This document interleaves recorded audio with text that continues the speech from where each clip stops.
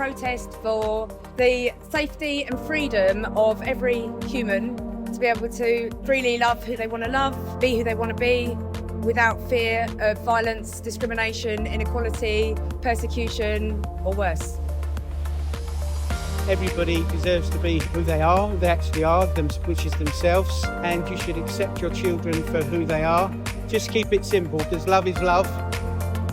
It means freedom of expression, freedom to be and love whoever I want, but I think mostly pride means being with your mates who become family. Pride is all about equality, inclusion, and feeling safe and loved to be who you want to be. Carry the message that pride must always continue and it always will. Pride is still a protest, we have to remember that, as much as it is a celebration, and still a call for unity against hate. So to everyone here today, thank you. Thank you for showing up, for celebrating with us, for standing up against hate, and for keeping Dover Pride alive. I want to wish you all a safe, joyful, and truly happy Pride. Thank you for coming.